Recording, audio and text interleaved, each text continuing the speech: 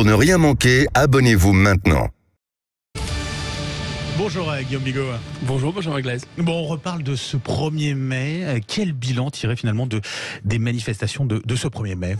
Je dirais un bilan en demi-teinte, Benjamin. 0-0, la balle au centre. Le gouvernement espérait qu'on passe à autre chose. C'est raté. L'intersyndicale espérait une démonstration de force capable de faire plier le gouvernement. C'est aussi raté. C'était pas un 1er mai ordinaire, normalement autour de 150, 200 000 manifestants. 4 fois plus d'après le ministère de l'Intérieur, 10 fois plus d'après l'intersyndicale. Ce n'est pas non plus la plus forte mobilisation depuis le début du mouvement. La colère des Français ne retombe pas, c'est vrai. Le rejet de la réforme ne faiblit pas, c'est vrai. Mais les Français sont pourtant très loin de tous descendre dans la rue. Sans doute nos compatriotes redoutent-ils un peu la violence qui pollue les cortèges, mais tout de même, c'est assez étrange. Tous les sondages le disent, 2 Français sur 3 restent vent debout contre la réforme. Mais rejeter la réforme et même ne plus supporter Emmanuel Macron n'implique pas nécessairement d'être capable de se rassembler socialement ou politiquement. Vous voulez dire, Guillaume, que les opposants à cette réforme des retraites sont divisés ? Oui, je crois, ils sont divisés sur tout. Surtout, paradoxalement, sauf sur le rejet de la réforme des retraites et sur le rejet d'Emmanuel Macron, d'ailleurs. Cette opposition est même éclatée en 4 blocs. Là. Alors, le premier bloc est constitué par une gauche radicale, forte à l'Assemblée, faible dans la rue. Elle compense sa faiblesse dans la rue parce qu'elle se prolonge avec ces activistes hyper violents qui font parler d'eux.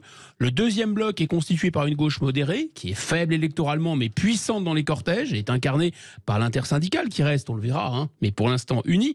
Le troisième bloc est formé par une droite populiste, qui est interdite de manif, et qui préfère attendre de cueillir les fruits de la crise comme un fruit mûr électoral. Le 4e bloc, c'est de loin le plus nombreux, c'est la France qui ne vote plus. Voilà, cette France-là n'est pas moins hostile à Macron et à la réforme des retraites que les 3 autres, il faut dire. Bon, quelle issue maintenant pour cette contestation à la réforme des retraites selon vous ? Je crois qu'en jouant son quinquennat sur cette réforme, le président s'est piégé tout seul. Ses déambulations pour que la colère des Français sorte n'ont fait qu'aggraver la crise. Les Français ne sont pas des petits-enfants qui devraient faire leurs caprices. La seule chance pour Emmanuel Macron d'en sortir, c'est de diviser ses opposants. Mais voyez-vous, tant qu'il maintient sa réforme, il les maintient aussi unis. Et la violence dans la rue ne lui offre aucune issue. L'intersyndicale la condamne évidemment. Même Jean-Luc Mélenchon, qui en a besoin pour imposer sa 6e République, n'ose pas l'encourager.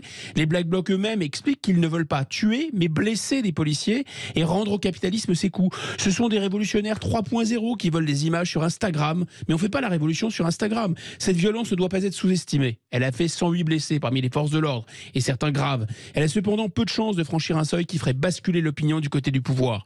Quant au gouvernement, il a compris que qu'il devait soigneusement doser la répression, sinon le mouvement pourrait s'emballer. Donc la violence est suffisamment forte pour dissuader de nombreux Français de se joindre au cortège, mais pas suffisante pour caser le mouvement.